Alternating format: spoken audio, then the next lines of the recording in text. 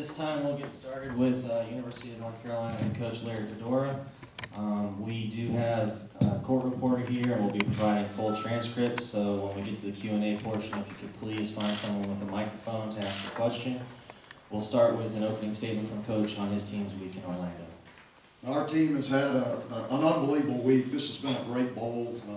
Russell Athletic they put together a tremendous time for our players who've spent time at Disney World and Universal, Magic Kingdom, and we've had just a great week. And it's been really good as a coaching staff. You know, practice facilities and everything that we've needed.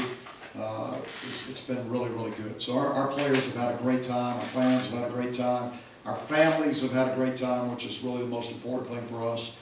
And you know, now we're excited about playing a football game. All right, this time we'll open it up for Q&A. How has the business trip aspect of this gone, especially since you got down here?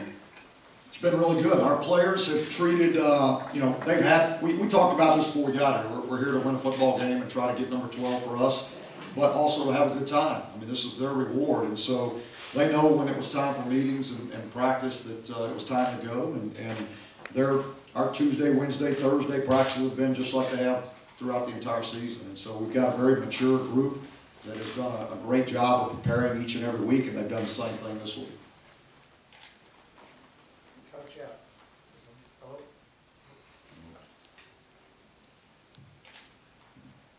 It's up. You get it. Is it on? Oh, wait.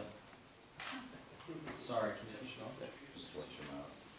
I'll be able to hear you. Okay. Baylor has several offensive players injured.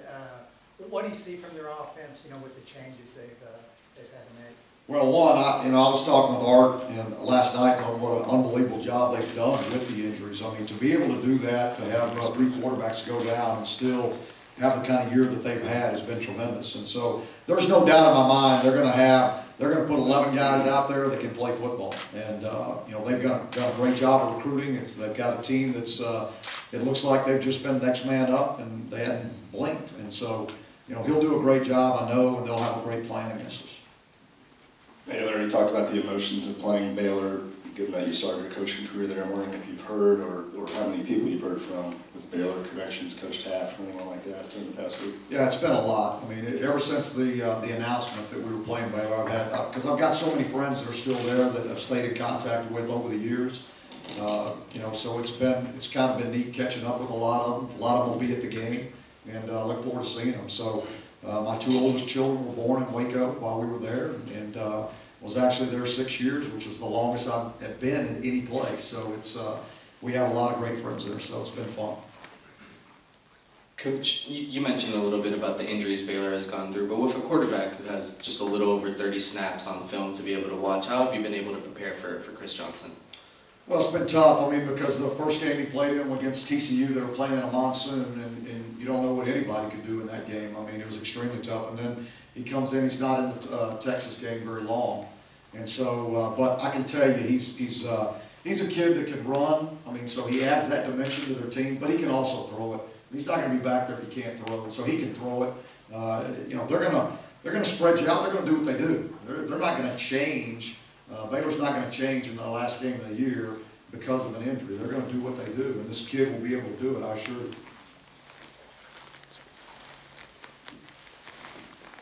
People have made the comparison between what you guys do offensively and what Baylor does offensively. How do you see just the similarities between y'all, and how different are y'all in the versions of the spread that you guys run? Yeah, so there's so many different versions of the spread. Everybody used the term, but you know, essentially you're spreading the field and creating seams in the defense is what you're doing. And they're up-tempo as well as we are, and we may be a little more multi-tempo than they are. But essentially you want to spread people out and you want to run the football. And they're averaging 300 yards a game rushing, so they do a great job of it. They're really big and physical up front. And so we're similar in that aspect, that we would like to be able to run the football too. We believe it starts there. And but you have to be able to do both. I mean, people can stack it up in the box and stop the run. You better be able to throw it. And so we've always prided ourselves, as I'm sure Art does also, is that you can do both.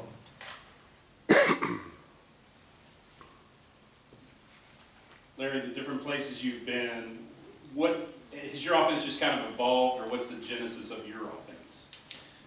You know, when I left Baylor, I went to the Air Force Academy and worked under Fisher DeBerry there, and it was just pure option football at that time. And so from there, I got the offensive coordinator's job at Middle Tennessee State and knew, you know, at that time it was a 1AA team that was making the transition to 1A. So we knew we wouldn't have the talent that we were going to need to play against the big boys, so we needed some type of edge offensively. So we were either going to go in and I was going to run the option like we did at Air Force, or I was going to spread it out, go no huddle, which at that time there weren't any teams doing that. And so we were going to be different. And got to see the quarterback, he couldn't run a lick, so we just decided we were going to spread it out, go no huddle, throw the ball around, and have a good time. And if Wes is listening, I apologize, Wes, but he knows he couldn't run either. So, and then over time it's evolved. And the thing that was probably the biggest difference back then is going multi-tempo, because back then defenses were still huddling. So we would be running a play, and the Mike linebacker would still be talking to the defense in a huddle. I mean, it was really weird, you know, and they had a hard time with it. And the way the rules were set up at that time, you know, you could do a lot of things. You could run personnel groups out and then run them back off. And as the defense was trying to change, you could snap the ball and you'd have a penalty. So there were a lot of things that you could do to take advantage of the situation. And now those rules have changed, but we've evolved. I mean, those guys that played for me in 98 or 99, they can still look at the offense and they can still call things that happen in the offense because the base is still there.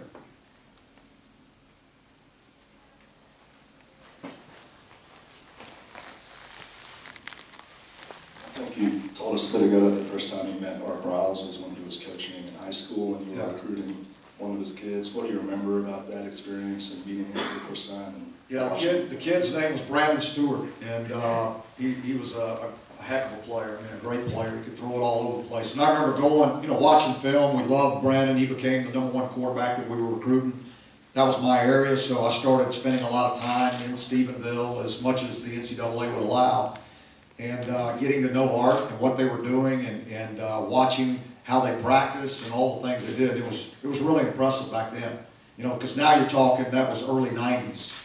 And so it was really impressive what he was doing at that level. Then you go to the games, and he had the fans all completely behind him. They had these cans, I remember, they were full of ball bearings, and they would shake these cans the whole game. And I mean, it was really loud, and just did a great job. And I ended up losing the kid to David Cutcliffe at Tennessee, actually. And the kid went, and the next day, Peyton Manning committed. And so it was, I think he stayed there one semester and ended up transferring to Texas A&M after that. But it was a great family, and you know, Stephenville was a small town that football was very important. So I would get over there. I told this to Art last night. I'd get over there early in the morning, you know, around 5:30 in the morning. I'd make the trip, get over there, and go to a local coffee shop and just sit in there and listen to the farmers talk and see what I could pick up, you know, from what was going on in town about that kid and his family. And so it was a neat experience for me, other than I lost him. Coach, obviously you had some little bit of disappointment there in the ACC title game, but how big of a step would it be in evolution of this program to get that 12th win this season? Well, we would make history at the University of North Carolina. It's never been done. You know, we would do that. It would, you know, we'd send our seniors out the right way. We would also establish a foundation for our future and a new standard for Carolina football, and you know, one that all the future teams will be compared to is this 2015 team. So it would be it'd be a heck of a deal for us. Coach Marquise Williams, how have you seen him develop over the years, and what kind of leader has he become for this team? Well, Marquise, when we first got there, a very fiery, very competitive kid that even back then had trouble controlling that emotion on the field. And he has done such a tremendous job of maturing since then. Not that I'm saying he was immature, but the way he has matured, the way he's established himself as a leader on our football team, and the way he is led in a positive manner, especially this year. I mean, he's and become so much more consistent than he was. You know, when he was younger, if he was having a great game, then everything was great. If he was not having a great game, then you know he was low.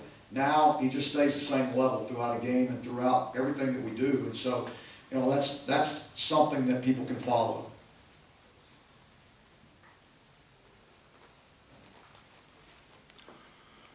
With Seth gone, are you adding anybody to the press box? And also, how much of a role, active role, are you going to take in the play calling line? We will, we're not adding anybody to the press box. Andrew Mitchell is taking over the role. He's our offensive GA. He's taking over the role of coaching the tight ends on a weekly basis, you know, during practices and those things. He's already in the box.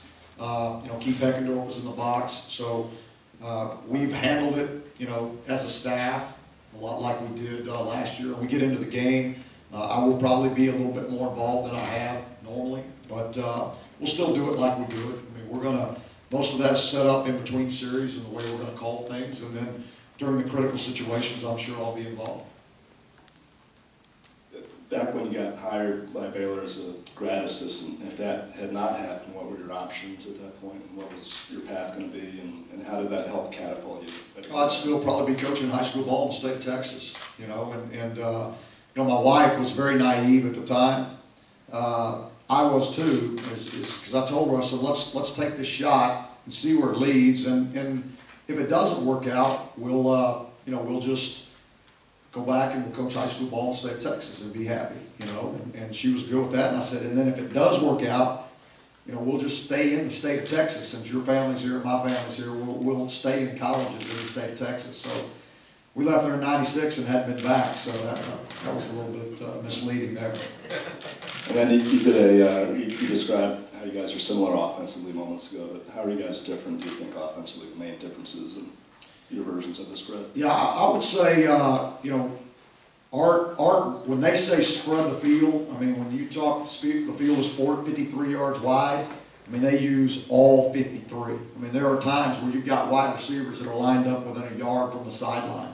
So they really will stretch you out and put your linebackers and safeties that are trying to cheat in the box, they will put them, you know, they will make it really tough for them, which again creates seams in that, you know, in the defense.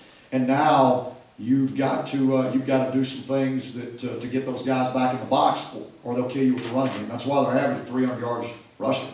You know, so we're a little bit different in that aspect, but we're not always spread that far. Everyone's talking about the offenses in this game, but your defense is much improved.